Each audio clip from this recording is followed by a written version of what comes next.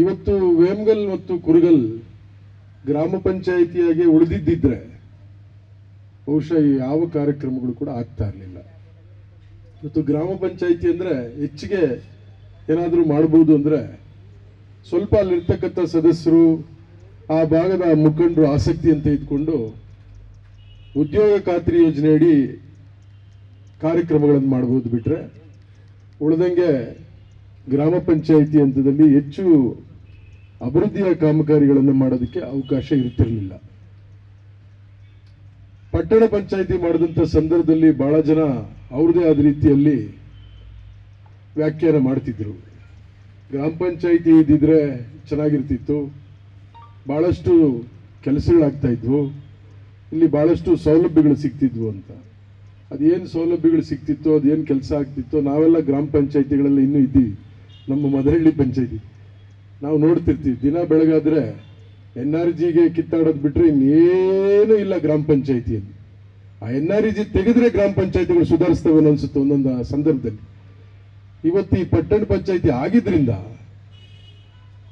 ಇಷ್ಟೆಲ್ಲ ಕಾರ್ಯಕ್ರಮಗಳು ಆಯ್ತು. ಮೊನ್ನೆ ಒಂದ್ಸರಿ ಜಿಲ್ಲಾ ಮಂತ್ರಿಗಳು ಬಂದಿದ್ರು, ನಿಮ್ಮ CO ಇದ್ರು, ನಮ್ಮ ಮಂಜುನಾಥ್ ಅವರು ಅವರನ್ನ ಕೇಳಿದ್ರು, ಇಲ್ಲ ಈಗ ವೇಮಗಲ್ ಕುರುಗಲ್ ಪಟ್ಟಣ ಪಂಚಾಯಿತಿ ಹೊಸದಾಗಿದೆ, ವಿಶೇಷವಾದಂಥ ಅನುದಾನ ಕೊಡಬೇಕು ಅಂತ. ಬಹುಶಃ ಎರಡು ಹೆಡ್ಡಲ್ಲಿ, ಒಂದರಲ್ಲಿ 15 ಕೋಟಿ, ಇನ್ನೊಂದರಲ್ಲಿ 5 ಕೋಟಿ, 20 ಕೋಟಿ ಕೊಟ್ಟಿದ್ದಾರೆ. ನಾವು ರಿಕ್ವೆಸ್ಟ್ ಮಾಡಿದೆವು, ಹಂಗೇನೆ 20 ಕೋಟಿ ಕೊಟ್ಟು ಏನು ಪಾರ್ಕ್ಗಳ ಅಭಿವೃದ್ಧಿ, ರಸ್ತೆ ಅಭಿವೃದ್ಧಿ, ಕೆರೆ ಅಭಿವೃದ್ಧಿ, ರಾಜಕಾಲುವೆಗಳ ಅಭಿವೃದ್ಧಿ, ಇವೆಲ್ಲದಕ್ಕೂ ಕೂಡ 20 ಕೋಟಿ ಗ್ರಾಮ ಪಂಚಾಯತಿಗೆ ತರೋದಕ್ಕೆ ಸಾಧ್ಯ ಆಗ್ತದ? ಮಾಡೋದಕ್ಕೆ ಸಾಧ್ಯ ಆಗ್ತದ? ಇವತ್ತು ಯಾವ್ದಾದ್ರು ಗ್ರಾಮ ಪಂಚಾಯತಿಯಲ್ಲಿ ಇಂದಿರಾ ಕ್ಯಾಂಟೀನ್ ಮಾಡಕ್ಕೆ ಸಾಧ್ಯ ಆಗ್ತದ? ಇದು ನಗರ ವ್ಯಾಪ್ತಿಗೆ ಸೇರಿದ್ರಿಂದ ನಗರ ವ್ಯಾಪ್ತಿಗೆ ಈ ಭಾಗದಿಂದ ಬರ್ತಕ್ಕಂಥ ಎಲ್ಲ ರೈತರಾಗ್ಬೋದು, ವಿದ್ಯಾರ್ಥಿಗಳಾಗ್ಬೋದು, ಕೂಲಿ ಕಾರ್ಮಿಕರಾಗ್ಬೋದು ಬರ್ತಾರೆ.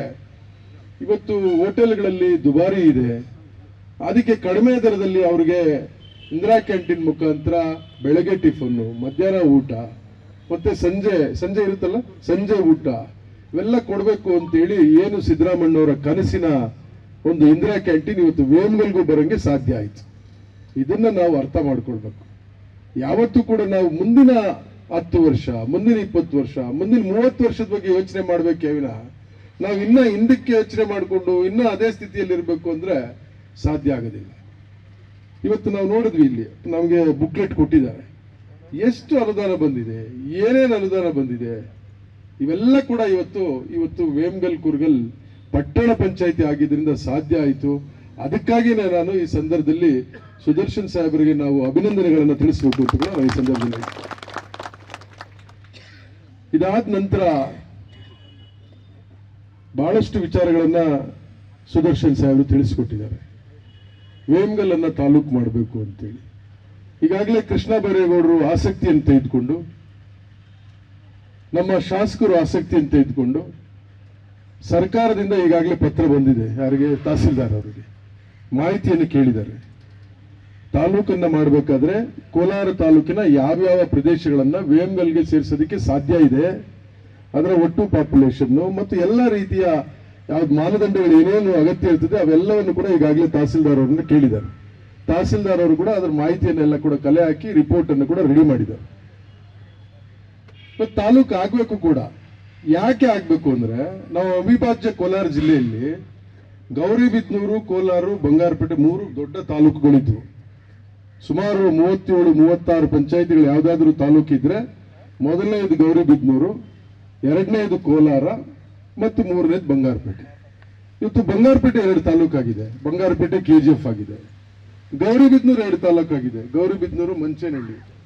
ನಮ್ಮ ಕೋಲಾರ ತಾಲೂಕು ಕೂಡ 2 ತಾಲೂಕು ಆಗ್ಬೇಕು. ಯಾಕೆ ಅಂದ್ರೆ ಇವತ್ತು ಬಹಳಷ್ಟು ಒತ್ತಡ ಇದೆ. ನಾವು ನೋಡ್ತೀವಿ, ಆ ತಾಲೂಕು ಆಫೀಸ್ಗೆ ಹೋಗ್ತೀವಿ, ನಿಜವಾಗ್ಲೂ ಅಲ್ಲಿ ಹೋದ್ರೆ ಆ ಜನ ಬರ್ತಕ್ಕಂಥ ಜನ ಸಮಸ್ಯೆಗಳು ಹೇಳ್ಕೊಳ್ಳುವಂಥದ್ದು, ಬಿಡಿಸಲಾಗದ ಸಮಸ್ಯೆಗಳು, ಬಗೆಹರಿಸಲಾಗದ ಸಮಸ್ಯೆಗಳು, ಅಲ್ಲಿ ಒತ್ತಡ ಅವ್ರಿಗೆ. ಆದ್ರೆ 2 ತಾಲೂಕು ಆದ್ರೆ ಸ್ವಲ್ಪ ಹಂಚಿಕೆ ಆಗ್ತದೆ ಇವ್ರಿಗೂ ಮತ್ತು ಅವ್ರಿಗೆ. ಮತ್ತು ಇದೇನಾಗಿದೆ, ಒಂದು ವಿಚಿತ್ರವಾದಂತ ಸ್ವರೂಪ ಪಡ್ಕೊಂಡ್ಬಿಟ್ಟಿದೆ ಇವತ್ತು ನಮ್ಮ ಕೋಲಾರ ತಾಲೂಕು. ಇದು 3 ವಿಧಾನಸಭಾ ಕ್ಷೇತ್ರಕ್ಕೆ ಸೇರಿದೆ. ಕೋಲಾರ ವಿಧಾನಸಭಾ ಕ್ಷೇತ್ರಕ್ಕೆ ಹೆಚ್ಚು ಪ್ರದೇಶ ಸೇರಿದ್ರೆ ತದನಂತರ ಶ್ರೀನಿವಾಸಪುರ ವಿಧಾನಸಭಾ ಕ್ಷೇತ್ರಕ್ಕೆ 2 ಹೋಬಳಿ ಸೇರ್ತದೆ, ಬಂಗಾರಪೇಟೆ ವಿಧಾನಸಭಾ ಕ್ಷೇತ್ರಕ್ಕೆ 1 ಹೋಬಳಿ ಸೇರ್ತದೆ. ಹಿಂಗಾಗಿ ಅಧಿಕಾರಿಗಳಿಗೂ ಕೂಡ ಕೆಲಸ ಮಾಡೋದಕ್ಕೂ ಕೂಡ ಬಹಳಷ್ಟು ಒತ್ತಡ ಇರೋದ್ರಿಂದ ಏನು ಸುದರ್ಶನ್ ಸಾಹೇಬ್ ಹೇಳಿದ್ರು, ವೇಮಗಲ್ ಕೂಡ ಹಿಂದೆ ವಿಧಾನಸಭಾ ಕ್ಷೇತ್ರದ ಕೇಂದ್ರ ಸ್ಥಾನವಾಗಿತ್ತು. ಇದನ್ನ ಒಂದು ತಾಲೂಕನ್ನ ಮಾಡಬೇಕು ಅಂತ ಕೇಳ್ತಕ್ಕಂಥದ್ದು ಕೂಡ ಸಂಯೋಚಿತವಾಗಿದೆ ಮತ್ತು ಅದು ಅಗತ್ಯ ಕೂಡ ಇದೆ. ಹಂಗಾಗಿ ಈಗಾಗಲೇ ಕೃಷ್ಣ ಬೈರೇಗೌಡರು ಆ ಕ್ರಮವನ್ನ ತೆಗೆದುಕೊಂಡಿದ್ದಾರೆ ಕೂಡ. ಬಹುಶಃ ಮುಂದಿನ ದಿನಗಳಲ್ಲಿ ಆದಷ್ಟು ಬೇಗ, ಈಗಾಗಲೇ ಕೃಷ್ಣ ಬೈರೇಗೌಡರು ಶಾಸಕರು ಸುಧಾಕರ್ ಅವರು ಹೋಗಿದ್ದಾಗ ಮುಖ್ಯಮಂತ್ರಿಗಳ ಹತ್ರ ಮಾತಾಡಿದ್ರಂತೆ. ಅದು ಈಗ ಈ ವರ್ಷ ಮಾಡೋದಕ್ಕೆ ಸಾಧ್ಯ ಇಲ್ಲ, ಮುಂದೆ ಮಾಡೋಣ ಅಂತ ಕೂಡ ಮುಖ್ಯಮಂತ್ರಿಗಳು ಹೇಳಿದ್ದಾರೆ. ಹಂಗಾಗಿ ಮುಂದಿನ ದಿವಸಗಳಲ್ಲಿ ವೇಮಗಲ್ಲು ತಾಲೂಕುನೂ ಆಗ್ತದೆ ಮತ್ತು ಇದಕ್ಕೆ ಅಗತ್ಯ ಇರತಕ್ಕಂಥ ಎಲ್ಲ ಒಂದು ಏನು ಸವಲತ್ತುಗಳು ಕೂಡ ಮುಂದಿನ ದಿವಸಗಳಲ್ಲಿ ಬರ್ತದೆ ಕೂಡ.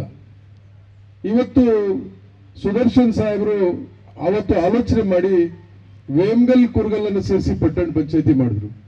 ಬಹುಶಃ ಅವತ್ತು ನರಸಾಪುರನ ಸೇರಿಸ್ಕೊಂಡ್ಬಿಟ್ಟಿದ್ರೆ ಇವತ್ತು ಪಟ್ಟಣ ಪಂಚಾಯತಿ ಎಲ್ಲ ಪುರಸಭೆನೇ ಆಗ್ಬಿಡ್ತಿತ್ತು.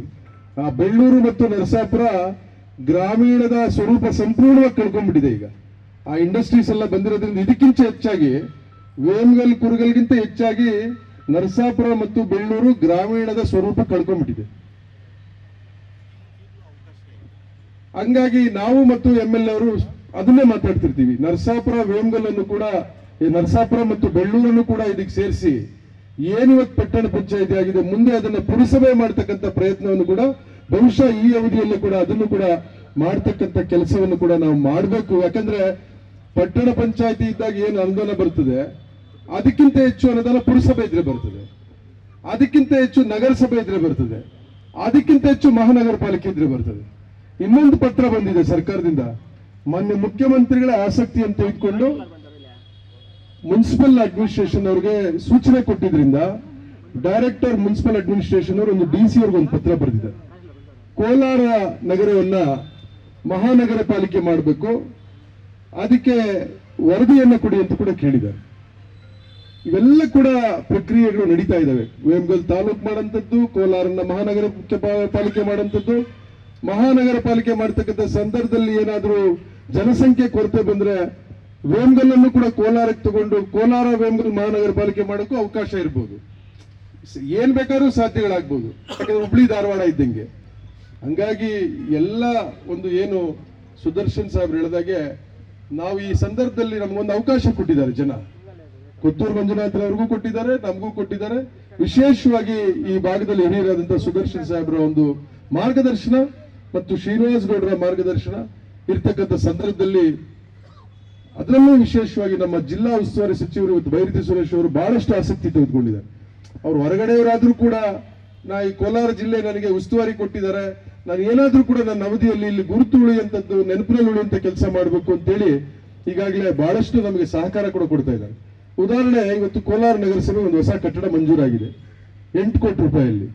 ಮೊನ್ನೆ ನಾವು MLA ಶುಕ್ರವಾರ ಹೋಗಿ ರಿಕ್ವೆಸ್ಟ್ ಮಾಡಿದ್ವಿ, ಇದು ಮುಂದೆ ಮಹಾನಗರ ಪಾಲಿಕೆ ಆಗ್ತಕ್ಕಂಥ ಅವಕಾಶಗಳಿದಾವೆ, ನಾವು ಯಾವತ್ತೂ ಕೂಡ ಮುಂದಿನ ಆಲೋಚನೆಯನ್ನು ಇಟ್ಕೊಂಡು ಮಾಡಬೇಕಾಗ್ತದೆ. ಕಟ್ಟಡ ಈಗ ಮಂಜೂರಾಗಿರ್ತಕ್ಕಂಥ ಕಟ್ಟಡ ನಗರಸಭೆಗೆ ಸೂಕ್ತವಾಗಿದೆ, ಬಟ್ ಮಹಾನಗರ ಪಾಲಿಕೆ ಆದ್ರೆ ಸಾಕಾಗೋದಿಲ್ಲ ಅಂತ ಹೇಳಿದಾಗ ಅವತ್ತೇ ನಮ್ಮ ಕಮಿಷನರು, ಇಂಜಿನಿಯರ್ಸ್ ಅವರೆಲ್ಲ ಬಂದಿದ್ರು. ಅವ್ರಿಗೆ ಹೇಳಿದ್ರು ಇನ್ನೊಂದೆರಡು ಬಿಲ್ಡಿಂಗ್ಗೆ ಎಸ್ಟಿಮೇಟ್ ಮಾಡಿ 2 ಸ್ಟೇರ್ಗೆ ನಾನು ಎಷ್ಟು ಅನುದಾನ ಬೇಕು, 5 ಕೋಟಿ ಆಗ್ತದೆ, 6 ಕೋಟಿ ಆಗ್ತದೆ, ನಾನು ಕೊಡ್ತೀನಿ ಅಂತ ಹೇಳಿದ್ರು. ಮತ್ತೆ ನಮ್ಮ ಹಳೆ ಬಸ್ ಸ್ಟ್ಯಾಂಡ್ ನ ರಿನೋವೇಷನ್ ಮಾಡ್ತಿದ್ದೀವಿ ಸುಮಾರು 5-6 ಕೋಟಿ ವೆಚ್ಚದಲ್ಲಿ. ಬೆಲ್ಟ್ ಅಂತ ಡೈರೆಕ್ಟರ್ ಅರ್ಬನ್ ಲ್ಯಾಂಡ್ ಟ್ರಾನ್ಸ್ಪೋರ್ಟ್ ಅಂತ ಒಂದು ಇಲಾಖೆ ಇದೆ, ನಗರಾಭಿವೃದ್ಧಿ ಇಲಾಖೆ ವ್ಯಾಪ್ತಿಯಲ್ಲೇ ಬರ್ತದೆ. ಹಳೆ ಬಸ್ ಸ್ಟ್ಯಾಂಡ್ ಆಳ್ ಬಿದ್ದೋಗಿದೆ. ಇವತ್ತು ಅಲ್ಲಿ ರಿನೋವೇಷನ್ ಮಾಡಿ ಅದನ್ನ ಬ್ಯೂಟಿಫಿಕೇಶನ್ ಮಾಡಿ ಅಲ್ಲೊಂದು ಕಮರ್ಷಿಯಲ್ ಕಾಂಪ್ಲೆಕ್ಸ್ ಮಾಡಕ್ಕೆ ಕೂಡ ಒಂದು ಯೋಜನೆ ರೂಪಿಸಿದ್ದೀವಿ. ಹೌದು ಸರ್, ನಗರ ಮಧ್ಯಭಾಗದಲ್ಲಿ ಅಲ್ಲೊಂದು ಕಮರ್ಷಿಯಲ್ ಕಾಂಪ್ಲೆಕ್ಸ್ ಮಾಡಿ, ಬಸ್ ಸ್ಟ್ಯಾಂಡ್ ಮಾಡಿ, ಮತ್ತೆ ಆ ಹೂವು ಮಾರಾಟಗಾರರಿಗೂ ಕೂಡ ಅವಕಾಶ ಕೊಟ್ಟು ಇಂದಿರಾ ಕ್ಯಾಂಟೀನ್ ಅಲ್ಲಿರ್ತಕ್ಕಂಥ ಇಂದಿರಾ ಕ್ಯಾಂಟೀನ್ ಮಧ್ಯಕ್ಕೆ ತಂದೇನೋ ಒಂದು ಹೊಸದಾಗಿ ಎಲ್ಲ ಪ್ಲಾನ್ ಮಾಡ್ತಿದ್ದೀವಿ. ಈ ರೀತಿ ಒಂದು ಹೊಸ ರೀತಿಯಲ್ಲಿ ಈ ಕ್ಷೇತ್ರದಲ್ಲಿ ಮಾಡಬೇಕು, ಅಭಿವೃದ್ಧಿಯನ್ನು ಕಾಣಬೇಕು. ಯಾಕಂದ್ರೆ ಸುದರ್ಶನ್ ಸಾಹೇಬ್ ಹೇಳಿದಂಗೆ ಬೆಂಗಳೂರು ಮೇಲೆ ಬಹಳಷ್ಟು ಒತ್ತಡ ಇದೆ. ಆ ಒತ್ತಡ ಕಡಿಮೆ ಮಾಡಬೇಕಾದ್ರೆ ಇವತ್ತು ಈ ಬೆಂಗಳೂರು ಸುತ್ತ ಇರ್ತಕ್ಕಂಥ ನಗರಗಳನ್ನ ನಾವು ಅಭಿವೃದ್ಧಿ ಮಾಡಬೇಕಾಗ್ತದೆ. ಬೆಂಗಳೂರು ಸುತ್ತ ಇರ್ತಕ್ಕಂಥ ನಗರಗಳ ಅಭಿವೃದ್ಧಿ ಆದ್ರೆ ಜನ ಈ ಭಾಗಕ್ಕೆ ವಲಸೆ ಬರ್ತಾರೆ, ಈ ಭಾಗದ ಬಗ್ಗೆ ಆಕರ್ಷಿತರಾಗ್ತಾರೆ. ಕೋಲಾರಕ್ಕೆ ಹೋಗ್ಬೇಕು, ಕೋಲಾರದಲ್ಲಿ ಎಲ್ಲ ಸವಲತ್ತು ಸಿಗ್ತದೆ, ಎಲ್ಲ ಒಂದು ಅವಕಾಶಗಳಿದಾವೆ ಅಂತ. ನಾನು ಆಗ್ಲೇ ಸುದರ್ಶನ್ ಸಾಹೇಬ್ರು ಹೇಳಿದ್ರು ಹೊಸೂರು ಹಿಂಗಿತ್ತು ಅಂತ. ನಾನು ಗೂಗಲಲ್ಲಿ ಸರ್ಚ್ ಮಾಡಿದೆ. 2010ರಲ್ಲಿ ಹೊಸೂರಲ್ಲಿ 2,17,000 ಪಾಪ್ಯುಲೇಷನ್ ಇದೆ. ಇವತ್ತು 2023ಕ್ಕೆ 6 ಲಕ್ಷ ಚಿಲ್ಲರೆ ಆಗಿದೆ. ಎಷ್ಟು ವೇಗವಾಗಿ ಬೆಳೆದಿದೆ ಲೆಕ್ಕ ಕೊಡಿ. ಬರೀ 13 ವರ್ಷದಲ್ಲಿ 4 ಲಕ್ಷ ಚಿಲ್ಲರೆ ಪಾಪ್ಯುಲೇಷನ್ ಹೊಸೂರಲ್ಲಿ ರೈಸ್ ಆಗಿದೆ. ಯಾಕಂದ್ರೆ ಅಲ್ಲಿ ಅವಕಾಶಗಳಿದಾವೆ, ಜನ ಹೋಗಿ ಅಲ್ಲಿ ವಲಸೆ ಹೋಗ್ತಾ ಇದ್ದಾರೆ ಹೊಸೂರಿಗೆ. ಅದೇ ರೀತಿ ನಮ್ಮ ಕೋಲಾರನ ಕೂಡ ಅಭಿವೃದ್ಧಿ ಮಾಡಬೇಕು ಅಂತೇಳಿ ಈಗಾಗಲೇ ನಾವೆಲ್ಲ ಕೂಡ ಕಾರ್ಯಕ್ರಮಗಳನ್ನು ಶಾಸಕರ ಒಂದು ನೇತೃತ್ವದಲ್ಲಿ ಈಗಾಗಲೇ ಮಾಡ್ತಾ ಇದ್ದೀವಿ. ನಿಮ್ಮೆಲ್ಲರ ಮಾರ್ಗದರ್ಶನ ಕೂಡ ಅಗತ್ಯ ಇದೆ. ಮತ್ತು ಜಿಲ್ಲಾ ಪಂಚಾಯಿತಿ, ತಾಲೂಕ್ ಪಂಚಾಯಿತಿ ಮತ್ತು ಈ ಪಟ್ಟಣ ಪಂಚಾಯಿತಿ ಇವೆಲ್ಲ ಚುನಾವಣೆಗಳು ಕೂಡ ಯಾಕೆ ಮುಂದಕ್ಕೆ ಹಾಕೊಂಡೋದ್ರು ಗೊತ್ತಿಲ್ಲ. ಇವತ್ತು ನಮ್ಮ ಸರ್ಕಾರ ಬಂದು 8 ತಿಂಗಳಾಗಿದೆ. 20ನೇ ತಾರೀಕಿಗೆ 8 ತಿಂಗಳು ಮುಗಿದಿದೆ. ಮೇ 20ಕ್ಕೆ ಹೊಸ ಸರ್ಕಾರ ಬಂತು. ನಿನ್ನೆ 20ಕ್ಕೆ 8 ತಿಂಗಳು ಮುಗಿದಿದೆ. ಹೊಸದಾಗಿ ಈಗ ಡಿಲಿಮಿಟೇಷನ್ ಮಾಡಬೇಕಾಗಿತ್ತು. ಅದನ್ನು ಕೂಡ ಪ್ರಕ್ರಿಯೆ ಮಾಡಿ ಮುಗಿಸಿ ಕೋರ್ಟಿಗೆ ಈಗಾಗಲೇ ಸಬ್ಮಿಟ್ ಮಾಡಿದ್ದಾರೆ. ಇದಾದ ನಂತರ ಅದಕ್ಕೆ ಏನು ಮೀಸಲಾತಿಯನ್ನು ನಿಗದಿ ಮಾಡಬೇಕು. ಈ ಮೀಸಲಾತಿಯನ್ನು ನಿಗದಿ ಮಾಡಿದಾದ್ಮೇಲೆ ಒಂದು ತಾಂತ್ರಿಕ ತೊಂದರೆ ಇದೆ, ಅದು ಸುದರ್ಶನ್ ಸಾಹೇಬ್ರಿಗೂ ಗೊತ್ತಿದೆ. ಏನು ಈ BCM A ಕ್ಯಾಟಗರಿಯ ಕೊಡ್ತಕ್ಕಂಥದ್ದಕ್ಕೆ ಹಿಂದುಳಿದ ವರ್ಗಗಳ ಆ ಮತ್ತು ಬಾ ಏನು ರಿಸರ್ವೇಶನ್ ಕೊಡ್ತಿದ್ರು, ಅದಕ್ಕೆ ಕೆಲವು ಸುಪ್ರೀಂ ಕೋರ್ಟ್ನ ತೀರ್ಮಾನಗಳಿಂದ ಅದು ಮೀಸಲಾತಿಯನ್ನು ಕೊಡಕ್ಕೆ ಸಾಧ್ಯ ಆಗಿರಲಿಲ್ಲ. ಹಂಗಾಗಿ ಅದಕ್ಕೆ ಪರ್ಯಾಯವಾಗಿ ಏನ್ ಮಾಡಬೇಕು ಅಂತ ಕೂಡ ಈಗಾಗಲೇ ಮೊನ್ನೆ ಸಿದ್ದರಾಮಯ್ಯನವರು ಆಲೋಚನೆ ಮಾಡಿದ್ದಾರೆ. ಅದಕ್ಕೆ ಪರಿಹಾರವನ್ನು ಕೂಡ ಕಂಡು ಹಿಡಿದಿದ್ದಾರೆ. ಅದು ಕೂಡ ಮುಂದೆ ಆಗ್ತದೆ. ಇವೆಲ್ಲವನ್ನ ಏನು ಡಿಲಿಮಿಟೇಷನ್, ಮೀಸಲಾತಿ ಇವೆಲ್ಲವನ್ನ ಮಾಡಿ ಮುಗಿಸಿದಾದ್ಮೇಲೆ ಇವತ್ತು ಅದಕ್ಕೆ ಚುನಾವಣೆಗಳನ್ನು ಕೂಡ ಮಾಡ್ತಕ್ಕಂಥ ಪ್ರಯತ್ನದಲ್ಲಿ ಇವತ್ತು ಸರ್ಕಾರ ಇದೆ.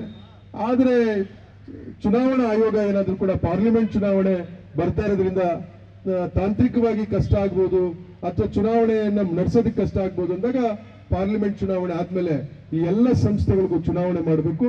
ಮತ್ತು ರೈತರ ಸಂಸ್ಥೆ APMCಗೆ ಚುನಾವಣೆ ಮಾಡಲಿಲ್ಲ, APMCಗೂ ಚುನಾವಣೆ ಮಾಡಲಿಲ್ಲ, ಯಾವುದು ಚುನಾವಣೆ ಮಾಡಲಿಲ್ಲ ಹಿಂದಿನ ಸರ್ಕಾರದಲ್ಲಿ. APMCಗೆ ಮಾಡಲಿಲ್ಲ, ತಾಲೂಕ್ ಪಂಚಾಯತ್ ಮಾಡಲಿಲ್ಲ, ಜಿಲ್ಲಾ ಪಂಚಾಯತ್ ಮಾಡಲಿಲ್ಲ, ಬೆಂಗಳೂರು ಮಹಾನಗರ ಪಾಲಿಕೆ ಮಾಡಲಿಲ್ಲ, ಪಟ್ಟಣ ಪಂಚಾಯತ್ ಮಾಡಲಿಲ್ಲ, ಕನಿಷ್ಠ ಶೆಟ್ಟಹಳ್ಳಿ ಮತ್ತು ನಮ್ಮ ಚೌಡದಹಳ್ಳಿ ಗ್ರಾಮ ಪಂಚಾಯತಿಗೂ ಮಾಡಲಿಲ್ಲ. ಇವೆಲ್ಲ ಕೂಡ ಇವಾಗ ತಂದು ನಮ್ಮ ತಲೆ ಮೇಲೆ ಭಾರ ಇಟ್ಬಿಟ್ಟು ಹೊರಟೋಗಿದ್ದಾರೆ ಅವರು. ಆದ್ರೂ ಕೂಡ ನಮ್ಮ ತಲೆ ಮೇಲೆ ಭಾರ ಇಟ್ಟಿದ್ದಾರೆ ಅಂತ ನಾವು ಹೇಳಕ್ಕಾಗಲ್ಲ. ಅದು ನಮ್ಮ ಜವಾಬ್ದಾರಿ, ನಮ್ಮ ಕರ್ತವ್ಯ. ಅವುಗಳನ್ನು ಕೂಡ ಪಾರ್ಲಿಮೆಂಟ್ ಚುನಾವಣೆ ಆದ ನಂತರ ಆದಷ್ಟು ಬೇಗ ಮಾಡಿ ಒಂದು ಪ್ರಜಾಪ್ರಭುತ್ವದ ವ್ಯವಸ್ಥೆಯಲ್ಲಿ ಒಂದು ಆಡಳಿತ ನಡೀಬೇಕು ಅನ್ನೋ ವಿಚಾರದಲ್ಲಿ ನಾವು ಕೂಡ ಈ ಜನರ ಜೊತೆಗೆ ಇರ್ತೀವಿ ಅಂತ ಹೇಳ್ತಾ, ಮತ್ತು ವಿಶೇಷವಾಗಿ ಈ ಭಾಗದಲ್ಲಿ ಬಹಳಷ್ಟು ರಸ್ತೆಗಳು ವಿಶೇಷವಾದಂತಹ ಅನುದಾನ ಮೊನ್ನೆ ಮುಖ್ಯಮಂತ್ರಿಗಳು ಕೊತ್ತೂರು ಮಂಜುನಾಥ್ ಅವರಿಗೆ 25 ಕೋಟಿ ಕೊಟ್ಟಿದ್ದಾರೆ ರಸ್ತೆಗಳ ಅಭಿವೃದ್ಧಿಗೆ. ಈ ಭಾಗದಲ್ಲಿ ಇರ್ತಕ್ಕಂಥ ಏನು ಬಹಳಷ್ಟು ಓಡಾಡಕ್ಕೆ ಸಾಧ್ಯ ಇಲ್ಲ ಅಂತ ರಸ್ತೆಗಳನ್ನೆಲ್ಲ ಕೂಡ ಈಗಾಗಲೇ ಅದರ ಪಟ್ಟಿ ಮಾಡಿ ಈಗಾಗಲೇ ಆಡಳಿತಾತ್ಮಕ ಮಂಜೂರಾತಿಗೂ ಕೂಡ ಈಗಾಗಲೇ ಕೊಟ್ಟಿದ್ದೀವಿ. ಆ ಎಲ್ಲ ರಸ್ತೆಗಳನ್ನು ಮಾಡಿಸ್ತೀವಿ. ಮತ್ತು ಪ್ರತಿಯೊಂದು ಗ್ರಾಮ ಪಂಚಾಯತಿಗೂ ಕೂಡ ಮೊನ್ನೆ ಶಾಸಕರು ಒಂದು ತೀರ್ಮಾನವನ್ನು ತೆಗೆದುಕೊಂಡಿದ್ದಾರೆ. ರಾಜ್ಯ ಮಟ್ಟದಲ್ಲಿ, ಜಿಲ್ಲಾ ಮಟ್ಟದಲ್ಲಿ, ತಾಲೂಕು ಮಟ್ಟದಲ್ಲಿ ಯಾವ ರೀತಿ ಜನತಾ ದರ್ಶನ ಅಥವಾ ಜನಸ್ಪಂದನ ಕಾರ್ಯಕ್ರಮ ಆಗಿತ್ತು, ಅದೇ ರೀತಿ ಪ್ರತಿ ಗ್ರಾಮ ಪಂಚಾಯತಿ ಹಂತಕ್ಕೂ ಕೂಡ ಅಧಿಕಾರಿಗಳನ್ನ ಕರೆದುಕೊಂಡೋಗಿ ಜನಸ್ಪಂದನ ಕಾರ್ಯಕ್ರಮವನ್ನು ಮಾಡಬೇಕು ಅಂತ ತೀರ್ಮಾನವನ್ನು ತೆಗೆದುಕೊಂಡಿದ್ದಾರೆ.